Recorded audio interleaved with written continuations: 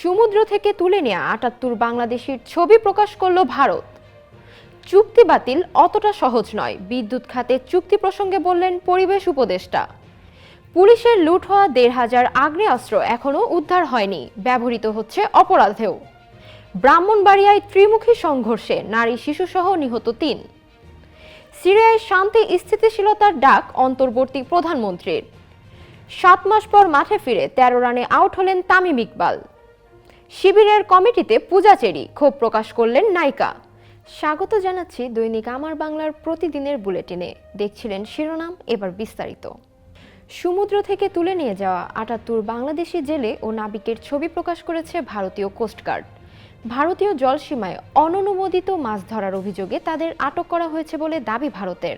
মঙ্গলবার Facebook page ও x হ্যান্ডেলে বাংলাদেশের জেলে ট্রলারের ৩টি ছবি প্রকাশ করেছে ভারতীয় কোস্টগার্ড। এতে দেখা গেছে নৌযানের ডেকের ওপর হাত মাথার পেছনে রেখে হাঁটু গেড়ে বসে আছেন। এ সময় নাবিকের পেছনে দাঁড়িয়ে থাকতে দেখা গেছে ভারতীয় কোস্টগার্ড সদস্যদের। অনুমতি ছাড়া ভারতের জলসীমায় প্রবেশ করে মাছ ধরার অভিযোগে তাদের আটক করা হয়েছে বলে দাবি করে ভারতীয় কোস্টগার্ড জানিয়েছে। ২টি ট্রলার জব্দ করা হয়েছে। আইনি প্রক্রিয়ার জন্য জাহাজগুলো প্যারাদ্বীপে আনা হয়েছে। ভারতীয় কোস্টগার্ডের হাতে আটক নৌযান দুটো হলো এমভি লায়লা ২ ও এমভি মেঘনা ৫। ভারতীয় কোস্টগার্ড আটকের বিষয়টি স্বীকার করায় এ বিষয়ে বাংলাদেশ কর্তৃপক্ষকে আইনি প্রক্রিয়ায় উদ্ধারের আহ্বান জানিয়েছে সি&এফ অ্যাগ্রো লিমিটেডের নির্বাহী পরিচালক সুমন সেন। গত সোমবার খুলনার হিরন পয়েন্ট এলাকার অদূরে মাছ ধরার সময় তাদের ধরে নিয়ে যায় ভারতীয় কোস্টগার্ড। সংশ্লিষ্টদের দেওয়া তথ্য অনুযায়ী ৭৯ জনকে ধরে নিয়ে যাওয়া হয়েছে, তবে ভারতীয় কোস্টগার্ড ৭৮ জনের কথা স্বীকার করল। বিদ্যুৎ খাতে চুক্তি বাতিলের কথা বলাটা সহজ হলো, তা থেকে বের হয়ে আসাটা অনেক ব্যয়বহুল বলে মন্তব্য করেছে পরিবেশ, বন ও জলবায়ু পরিবর্তন বিষয়ক উপদেষ্টা সৈয়দা রিজওয়ানা হাসান। তিনি বলেন, চুক্তি বাতিল অতটা সহজ নয়। নাইকো চুক্তি বাতিল করতে আন্তর্জাতিক পর্যায়ে যেতে হয়েছে, তবুও অন্তর্বর্তী সরকার চ্যালেঞ্জটা নিয়েছে। এখন চুক্তিগুলো পর্যালোচনার মধ্যে রয়েছে। বাংলাদেশ জ্বালানি সমৃদ্ধি ২০৫০ নিয়ে দ্বিতীয় জ্বালানি সম্মেলনে এ কথা বলেন সৈয়দা রিজওয়ানা হাসান। বুধবার রাজধানীর বিয়াম মিলনায়তনে ৩ দিনের এই সম্মেলনের উদ্বোধন হয়েছে। সম্মেলনের আয়োজক কয়েকটি বেসরকারি উন্নয়ন সংস্থার সমন্বিত জোট Bangladesh working group on ecology and development. পরিবেশ, বন ও জলবায়ু পরিবর্তন বিষয়ক উপদেষ্টা বলেন, অনেকের বক্তব্যে আগের সরকারের কিছু চুক্তি বা প্রকল্পের কথা বলা হয়েছে, যেগুলো প্রথম থেকে বিরোধিতার মুখে ছিল। যেসব প্রকল্প বাস্তবায়ন হয়ে গেছে সেগুলোর ঋণের বোঝাও টানতে হচ্ছে, বসিয়ে বসিয়ে টাকা দিতে হচ্ছে। আবার একই সময় জ্বালানি রূপান্তরের একটা চাপ আছে। যে ধরনের অসম চুক্তি হয়েছে, অস্বাভাবিক খরচে করা হয়েছে, তার দায় বহন করতে হচ্ছে। দাম মেজ কন্ট্রোল করতে সরকারের অনেকটা সময় লেগে যাচ্ছে। দেশের বিভিন্ন প্রান্ত থেকে আসা উন্নয়ন কর্মীরা উন্মুক্ত আলোচনা পর্বে অংশ নিয়ে নানা প্রশ্ন তুলে ধরেন। তারা বলেন, রামপাল বিদ্যুৎ কেন্দ্রের জন্য সুন্দরবনের ক্ষতি হচ্ছে। এই কেন্দ্রের সঙ্গে সরকারের দীর্ঘমেয়াদী বিদ্যুৎ ক্রয় চুক্তি আছে। তাহলে রামপাল বিদ্যুৎ কেন্দ্র থেকে বাঁচতে ২০ বছর অপেক্ষা করতে হবে কিনা? বিকল্প থাকার পরও এই প্রকল্পের রাস্তা তৈরি করতে বেশ কিছু পরিবারকে উচ্ছেদ করা হচ্ছে বলে অভিযোগ করেন একজন। পটুয়াখালী কলাপাড়ায় ৪,২০০ পরিবার উচ্ছেদ করা হয়েছে তাপবিদ্যুৎ কেন্দ্র নির্মাণে। বিদ্যুৎ প্রকল্প বাতিল হয়েছে। পরিবারগুলোকে জমি ফিরিয়ে দেওয়া যায় কিনা তা জানতে চান একজন। বিদ্যুৎ খাতে করা চুক্তি বাতিলের বাস্তবতা নিয়ে কথা বলেন সাবেক তত্ত্বাবধায়ক সরকারের প্রধান উপদেষ্টা জ্বালানি বিষয়ক বিশেষ সহকারী তামিম। তিনি বলেন, একটি প্রকল্প বন্ধ করতে গেলে ৮ থেকে ১২ বিলিয়ন ডলার জরিমানা দিতে হবে, এটাই চুক্তি। অনেক চুক্তি দীর্ঘমেয়াদী, মেয়াদের আগে বাদ দিতে গেলেই আইনগত ঝামেলা আছে। আর্থিক জরিমানা তো আছেই। সম্মেলনের শুরুতে স্বাগত বক্তব্য দেন বিডব্লিউডিআইজির সদস্য হাসান মেহেদী। সঞ্চালনা করেন coastal livelihood and environmental action নেটওয়ার্কের ক্যাপাসিটি বিল্ডিং উপদেষ্টা বেনজির আহমেদ ও ইডেন মহিলা কলেজের অধ্যাপক ফাহমিদা হক। জুলাই আগস্টের গণ অভ্যুত্থানের সময় পুলিশের লুট হওয়া প্রায় ১৫০০ আগ্নেয়াস্ত্র ও ২.৫ লাখের বেশি গোলাবারুদ এখনও উদ্ধার হয়নি। লুট হওয়া অস্ত্র অপরাধীদের হাতে চলে গেছে, অপরাধও ব্যবহৃত হচ্ছে। গত সপ্তাহে মুন্সিগঞ্জে এক তরুণীকে হত্যায় থানা থেকে লুট হওয়া পিস্তল ব্যবহার করা হয়। এছাড়া গত অক্টোবর-নভেম্বর মাসে রাজধানীর মোহাম্মদপুরের জেনেভা ক্যাম্পে গোলাগুলি সহ একাধিক হত্যাকাণ্ডে লুট হওয়া আগ্নেয়াস্ত্র গুলি ব্যবহার করা হয়েছে বলে ধারণা পুলিশের। পুলিশের একাধিক কর্মকর্তা গণমাধ্যমকে জানান, লুট হওয়া আগ্নেয়াস্ত্র, গোলাবারুদ জেল পলাতক আসামি, দাগী আসামি, উগ্রপন্থী, চরমপন্থী, কিশোর গ্যাংয়ের হাতে চলে যাওয়া বিষয়টি ভয় ও আতঙ্কের কারণ হয়ে দাঁড়িয়েছে। গত 5 আগস্ট ছাত্র জনতার অভ্যুত্থানে শেখ হাসিনা সরকারের পতন হয়। পুলিশ সদর দপ্তর সূত্র জানায়, সরকার পতনের পর বিভিন্ন থানা ফাঁড়ি সহ পুলিশের নানান স্থাপনা থেকে 5,750টি আগ্নেয়াস্ত্র লুট হয়। গোলাবারুদ লুট হয় 6,51,609টি। লুট হওয়া আগ্নেয়াস্ত্র গোলাবারুদের মধ্যে আছে বিভিন্ন ধরনের রাইফেল, SMG, LMG, পিস্তল, শটগান, গ্যাস গান, কাঁদানে গ্যাস লঞ্চার, কাঁদানে গ্যাসের শেল, কাঁদানে গ্যাসের স্প্রে, সাউন্ড গ্রেনেড ও বিভিন্ন বোরের গুলি। লুট হওয়া আগ্নেয়াস্ত্র গোলাবারুদ উদ্ধারে গত 4 সেপ্টেম্বর যৌথ অভিযান শুরু হয়। পুলিশ সদর দপ্তর বলেছে, এই অভিযানে 3 ডিসেম্বর পর্যন্ত 4,331টি আগ্নেয়াস্ত্র ও 3,88,557টি গোলাবারুদ উদ্ধার করা হয়। তবে এখনও 1,419টি আগ্নেয়াস্ত্র ও 2,63,153টি গোলাবারুদ উদ্ধার করা যায়নি। জানা গেছে, জুলাই আগস্টের গণ অভ্যুত্থানের সময় বাংলাদেশের বিভিন্ন কারখানা থেকে পালানো 700 আসামি এখনও ধরাছোঁয়ার বাইরে। পুলিশের লুট হওয়া আগ্নেয়াস্ত্র গোলাবারুদ অপরাধীদের হাতে চলে গেছে। এ দুটি বিষয় জনমনে উদ্বেগ ও নিরাপত্তাহীনতা তৈরি করেছে। আগ্নেয়াস্ত্র গোলাবারুদ উদ্ধার করা না গেলে জেল পলাতক আসামিদের ধরতে না পারলে আইন শৃঙ্খলা পরিস্থিতির অবনতি হওয়ার আশঙ্কা আছে।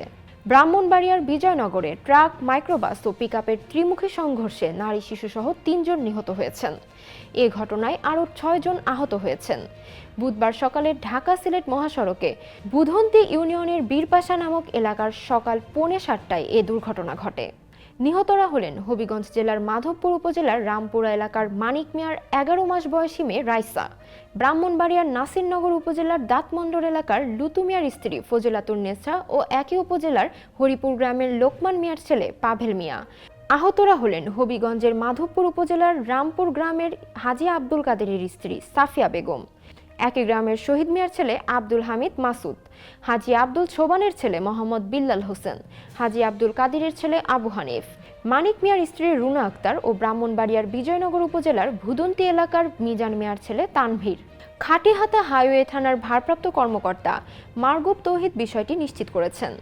স্থানীয়দের বরাত দিয়ে ওসি মারগুব তৌহিদ বলেন, ভোরে বিজয়নগর উপজেলার ঢাকা-সিলেট মহাসড়কের বারঘরিয়া এলাকায় কুমিল্লাবাসী একটি ট্রাকের সঙ্গে সিলেট গ্রামে একটি মাইক্রোবাস ও একটি পিকআপের সংঘর্ষ হয়। এ সময় 3টি গাড়ি দুমড়ে মুচড়ে যায়। এতে ঘটনাস্থলেই এক শিশু ও এক বৃদ্ধা নিহত হন। হাসপাতালে নেওয়ার পথে মারা যান আরও একজন। এই ত্রিমুখী সংঘর্ষে আরও 6 জন আহত হয়েছেন। স্থানীয়রা আহতদের সিলেট ওসমানী মেডিকেল কলেজ হাসপাতালে পাঠিয়েছেন বলে জানান তিনি। দুর্ঘটনা কবলিত ট্রাক, পিকআপ এবং মাইক্রোবাসটিকে থানায় আনা হয়েছে বলেও জানান তিনি। সিরিয়ার অন্তর্বর্তী সরকারের প্রধানমন্ত্রী মোহাম্মদ আল বসির বলেন, এখন দেশটিতে শান্তি স্থিতিশীলতার সময়। অন্তর্বর্তী সরকারের প্রধানমন্ত্রী নিযুক্ত হওয়ার পর গতকাল মঙ্গলবার কাতার ভিত্তিক আল জাজিরা টেলিভিশনকে দেওয়া এক সাক্ষাৎকার করে আল বশির একথা বলেন। দায়িত্ব নেওয়ার পর এটি তার প্রথম সাক্ষাৎকার। বিদ্রোহীদের অভিযানে গত রোববার সিরিয়ার বাশার আল আসাদ সরকারের পতন হয়। বাশার আল আসাদের ক্ষমতাচ্যুতির 2 দিন পর আল বশিরকে সিরীয় অন্তর্বর্তী সরকারের প্রধানমন্ত্রী করা হয়। তিনি 2025 সালের 1 মার্চ পর্যন্ত এই দায়িত্বে থাকবেন। আল জাজিরা টেলিভিশনকে দেওয়া এক সাক্ষাৎকারে আল বশির বলেন, এখন সিরিয়ায় জনগণের স্থিতিশীলতা ও শান্তি উপভোগ করার সময় এসেছে। হায়াত তাহরির আল শামের নেতৃত্বে সিরিয়া বিদ্রোহীরা গত 27 নভেম্বর বাশার আল আসাদ সরকার উত্থানে অভিযান শুরু করে। বিদ্রোহীদের 12 দিনের ঝটিকা অভিযানে রোববার পতন হয় 2 যুগ ক্ষমতায় থাকা প্রেসিডেন্ট বাশার আল আসাদের। বিদ্রোহীদের হাতে রাজধানী দামেস্কের পতন হয়। বাশার আল আসাদ দেশ থেকে পালিয়ে যায়। এক জ্যেষ্ঠ কর্মকর্তা মার্কিন সম্প্রচার মাধ্যম NBC-কে বলেন, বাশার আল আসাদ এখন রাশিয়ার মস্কোয় রয়েছেন। বাশার আল আসাদের পতনের পর ক্ষমতা স্থানান্তরের বিষয়টি নিয়ে গত রোববার বৈঠক করেন HTS-এর প্রধান আবু মোহাম্মদ আল জুলানি, বাশার সরকারের প্রধানমন্ত্রী মোহাম্মদ আল জালালি ও আল বশির। এর ধারাবাহিকতায় সরকার পতনের প্রক্রিয়া শুরু হয়। HTS-এর প্রধান আল জুলানি সিরিয়ায় নির্যাতন, যুদ্ধাপরাধের জন্য দায়ী সাবেক জ্যেষ্ঠ কর্মকর্তাদের বিচারের আওতায় আনার প্রতিশ্রুতি দিয়েছেন। বাশার আল আসাদ পরবর্তী সিরিয়ায় শাসন নিয়ে আশঙ্কা দূর করারও চেষ্টা করেছেন আল জুলানি। তিনি গতকাল স্কাই নিউজকে বলেন, সিরিয়া যুদ্ধ করে ক্লান্ত, সিরিয়ার যুদ্ধে ফিরে যাবেন না। আল জুলানি বলেন, সিরিয়া পুনর্গঠন করা হবে, সিরিয়া উন্নয়ন ও পুনর্নির্মাণের পথে অগ্রসর হবে, সিরিয়া স্থিতিশীলতার পথে এগোবে। যুদ্ধের কারণে মানুষ ক্লান্ত। এ দেশ আরেকটি যুদ্ধের জন্য প্রস্তুত নয়। তারা আরেকটি যুদ্ধে জড়াতে যাচ্ছেন না। 7 মাস 5 দিন পর মাঠে নেমে 13 রান করে আউট হলেন তামিম ইকবাল। বিরতির পর আজ সিলেটে NCL T20-র প্রথম দিনে চট্টগ্রামের হয়ে আবারও ব্যাট হাতে মাঠে নামেন এই বাঁহাতি ওপেনার। তবে বেশিক্ষণের জন্য নয়, টিকেছেন মাত্র 10 বল 13 রানে বোল্ড। টসে হেরে আগে ব্যাটিং পাওয়া চট্টগ্রামের হয়ে মাহমুদুল হাসানকে নিয়ে ওপেন করেছেন তামিম, কিন্তু স্ট্রাইক নেননি। রংপুরের পেসার এনামুল হকের করা প্রথম ওভারের পুরোটা খেলেন মাহমুদুল। 3-4-এ ওই ওভারে 12 রানও তুলেছেন।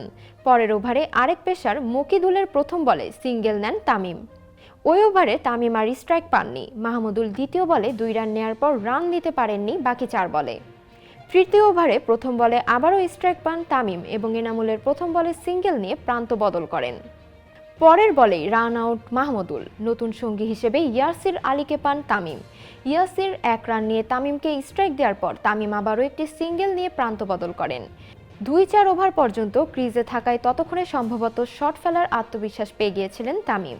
ওভার শেষ বলে তাই ড্রিপ এক্সট্রা কাভার দিয়ে এনামুলকে 4 মেরেছেন ইনসাইড আউটে, তামিমের সিগনেচার শট। জাতীয় দলের হয়ে তামিম সর্বশেষ খেলেছেন গত বছরের সেপ্টেম্বরে। মিরপুর নিউজিল্যান্ডের বিপক্ষে দ্বিতীয় ওয়ানডেতে 58 বলে 44 করে আউট হন। প্রথম শ্রেণীর ক্রিকেটে সর্বশেষ খেলেছেন গত বছরের এপ্রিলে।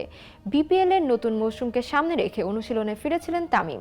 কিছুটা মুটিয়ে যাওয়া শরীরের ফিটনেস ঠিক করতে স্ট্রেচিংয়ের পাশাপাশি ফিরেছিলেন ব্যাটিংয়েও।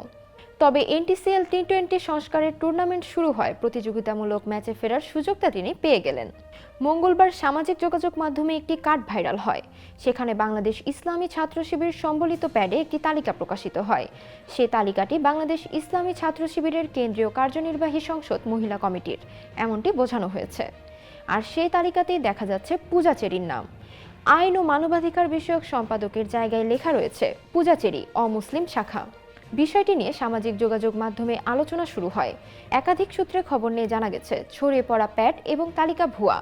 এমন কোনো তালিকা করা হয়নি। তালিকাটি প্রসঙ্গে পূজা চেরি তার ফেসবুকে একটি পোস্টে ক্ষোভ প্রকাশ করেছেন। প্রতিক্রিয়া জানিয়ে লিখেছেন, মানুষ এমন অবান্তর পোস্ট করে কেমন করে, আমার বোধগম্য নয়। সাধারণ কোনো গুজব নিয়ে আমি মাথা ঘামাই না। তারকাদের নিয়ে রিউমার ছড়াবে, এটাই স্বাভাবিক, কিন্তু আজকের গুজব নিয়ে কথা বলা জরুরি। মঙ্গলবার সন্ধ্যা 7:06 ফেসবুক ভেরিফাইড পেজে এক স্ট্যাটাসে বিষয়টি স্পষ্ট করেন পূজা চেরি। তিনি স্ট্যাটাসে লেখেন, মানুষ এমন অবান্তর পোস্ট করে কেমন করে, আমার বোধগম্য নয়। আমি সাধারণ কোনো রিউমার নিয়ে মাথা ঘামাই না। তারকাদের নিয়ে রিউমার ছড়াবে, এটাই স্বাভাবিক। মানুষের একটা কৌতূহল থাকে মিডিয়া পার্সন বা তারকাদের নিয়ে, কিন্তু আজকে যে বা যারা এই রিউমারটা ছড়িয়েছেন, এটা নিয়ে আসলেই কিছু একটা বলা উচিত। এটা শুধু রিউমার্স পর্যায় পর্যন্ত থাকলে কোনো ব্যাপার ছিল না।